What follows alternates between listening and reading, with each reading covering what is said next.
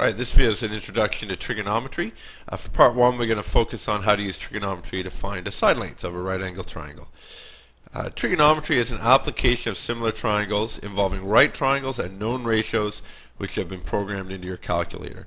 Let's take a look at what that means. So here I've got two triangles.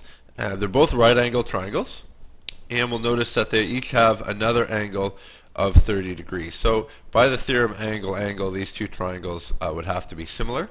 And I've also written in all the side length. I've measured those. Now, normally when we're doing similar triangles, we're comparing a side of the big triangle with its matching side of the smaller triangle. And what we notice in this case is, while each of the big side lengths are twice the sides of the smaller triangle. 3.75 times 2 is 7.5, 6.5 times 2 is 13, and 7.5 times 2 is 15. But when we're looking at trigonometry, rather than focusing on comparing one triangle to another, we're going to compare sides within one of the triangles. So I'll show you what I mean by that. Let's first take a look at comparing the shortest side length to the longest. Well, if we look at the big triangle over here, the short side length is 7.5, and the big triangle, the biggest side length is 15. So 7.5 divided by 15. And since we're focusing on ratios, we divide. Let's take out our calculator here. Clear that off. And we'll notice 7.5 divided by 15 is a ratio of 0.5. Alright, now I'm going to look at the same sides in my smaller triangle. So the smallest side, or the shortest, and the longest. And over here we'd have 3.75 divided by 7.5. And again, we can take out our calculator. And we notice that's a ratio of 0.5 as well. So even though we're not comparing the sides from one triangle to the other, but rather with the two sides within the same triangle, we still find that the ratio is the same. Let's check for comparing two different sides now. So now we'll look at comparing the middle length side, so that'll be 13, and the longest, which would be 15. So we have 13 divided by 15.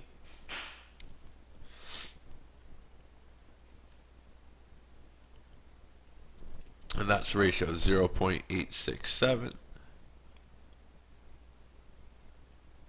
And then let's go over to the smaller triangle. Again, the middle side, that'd be 6.5. And the longest is 7.5. And 6.5. Pardon me. And once again, same ratio, 0.867. And you probably know what's going to happen. We're going to check the last pair of sides we can compare. And that will be the shortest side and the middle side. So we've compared all possible pairings. And actually, I'll start over here, the shortest side and the middle. So we've got 7.5 divided by 13. And again, bring up our calculator. That's a ratio of 0.577. And if we look at our small triangle, we'd have 3.75 divided by 6.5.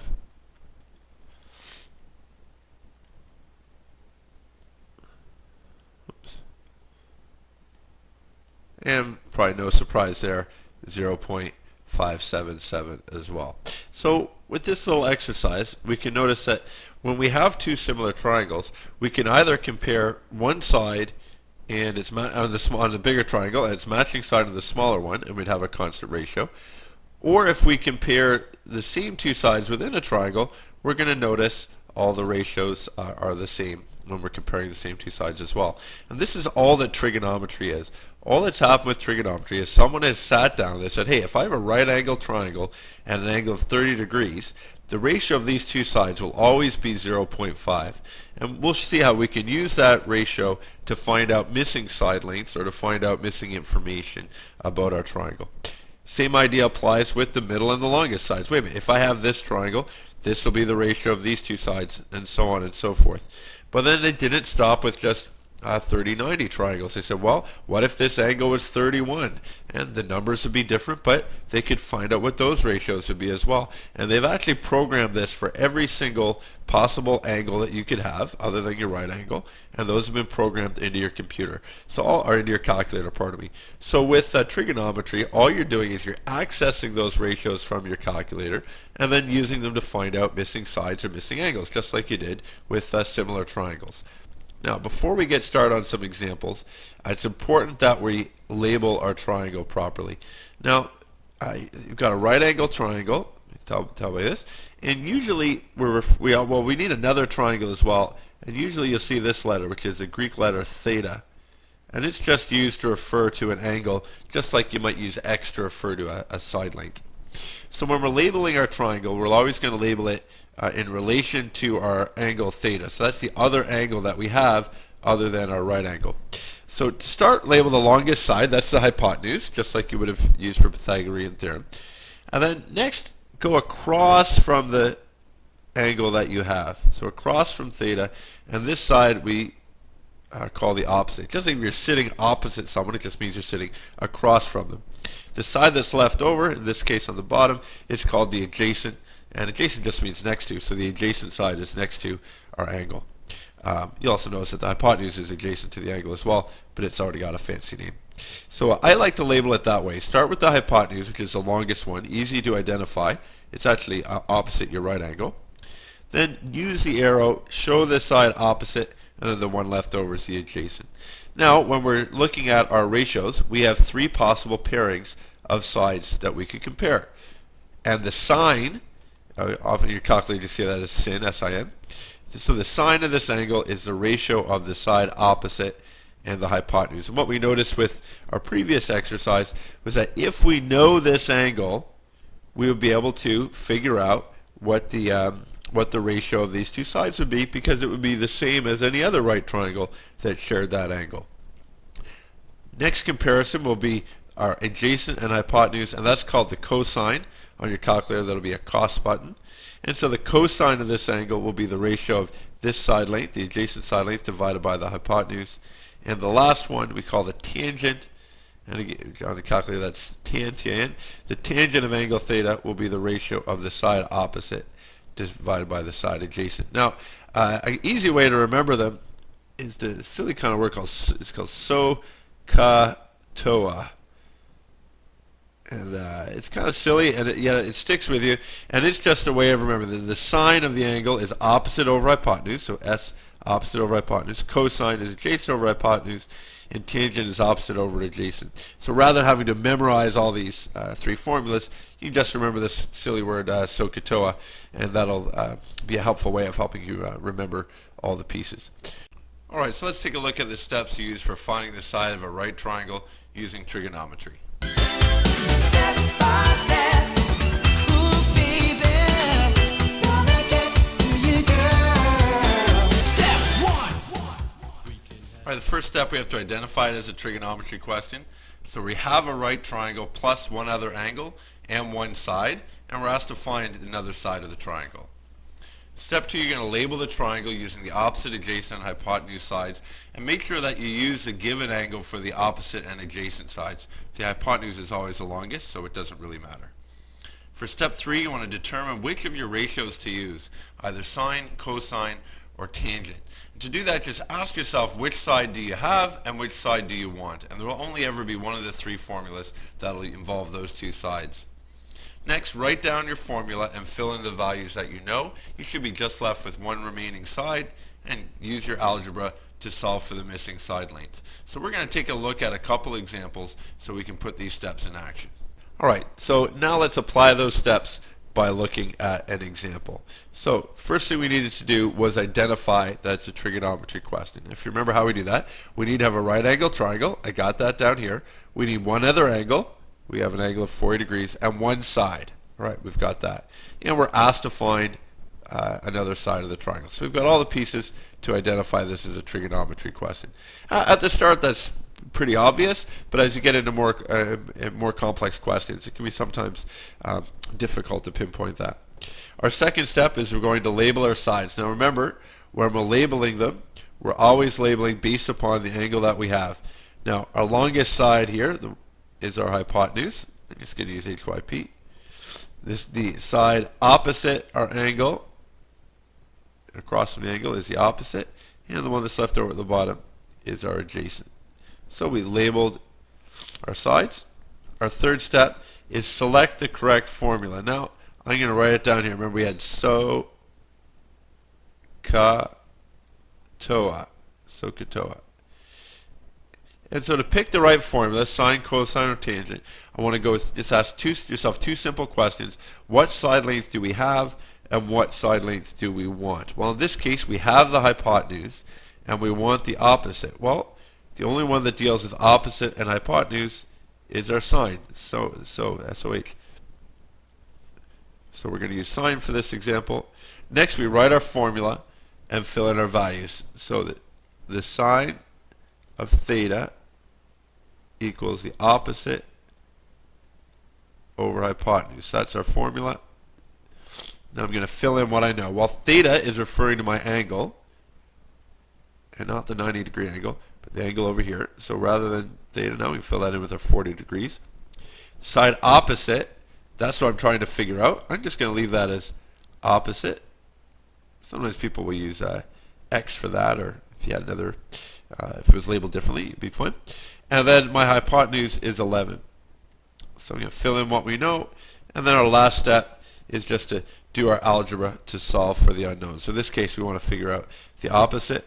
And there's a couple ways to do this. If I'm trying to find the number on top, I don't want to know what the opposite divided by 11 is. I just want to know the opposite. So the opposite, rather than divide by 11, I'm going to multiply both sides by 11. This will cancel out over here. And we'll end up opposite equals 11 times the sine of 40. Now it's important to remember the sine of 40 is a number.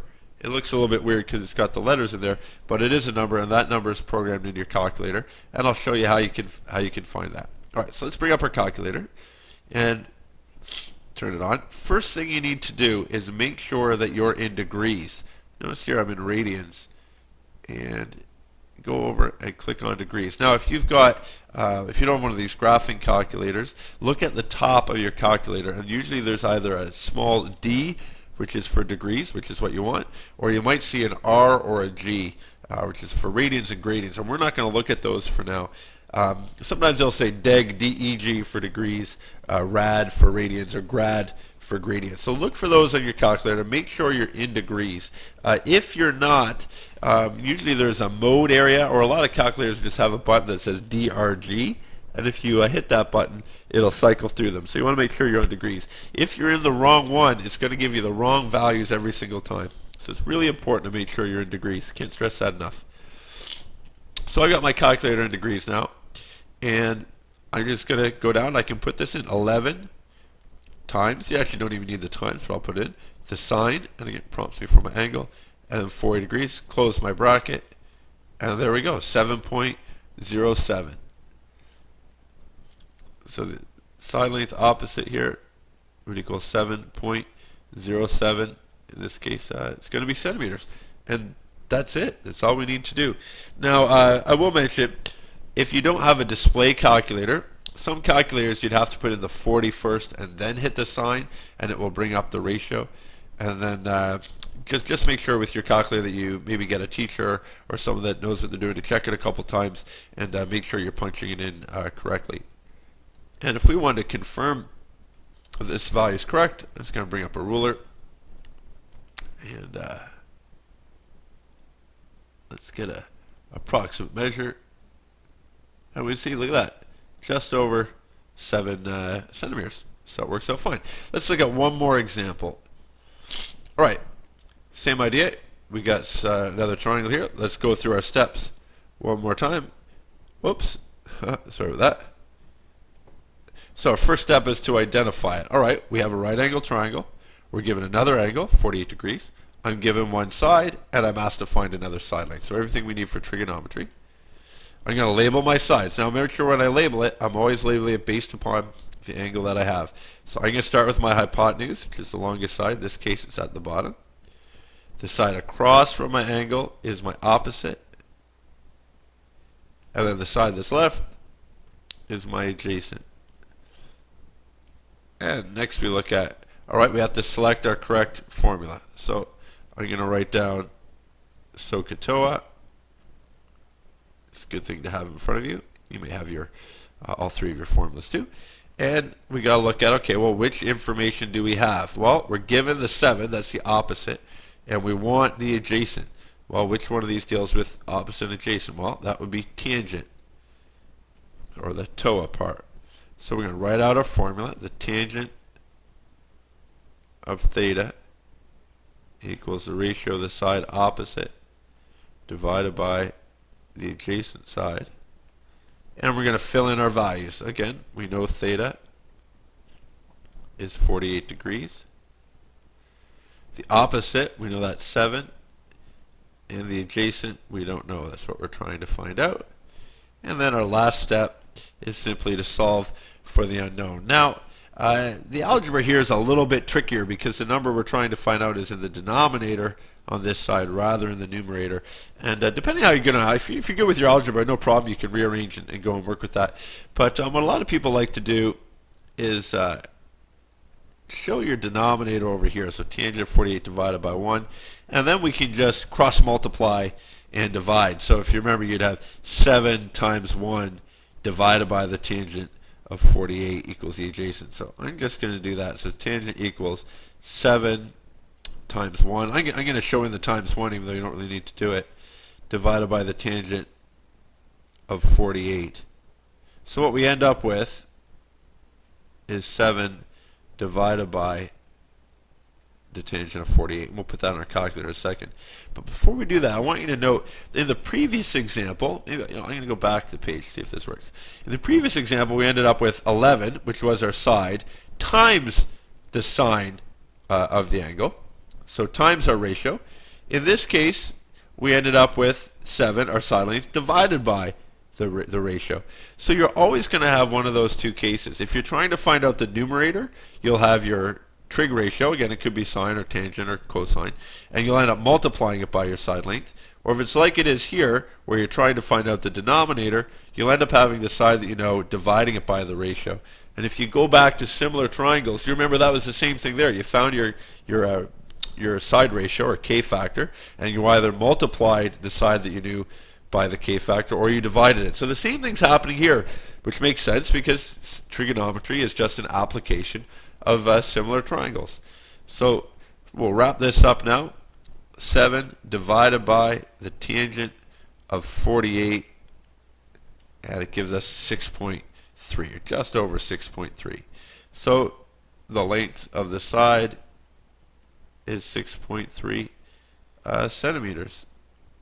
Now, one thing I will mention is it's really common that you won't get a nice round whole number, mainly because the ratios are all very picky. So there you go. There's an introduction to trigonometry, how you can use trig to find the side of a right angle triangle. Part 2 is going to look at how you can also use trigonometry to find out an unknown angle in a right angle triangle, and I hope you can check it out. Thanks for watching.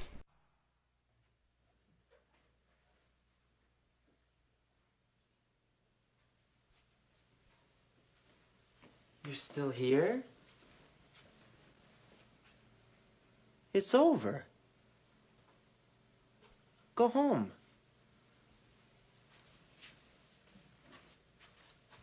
Go.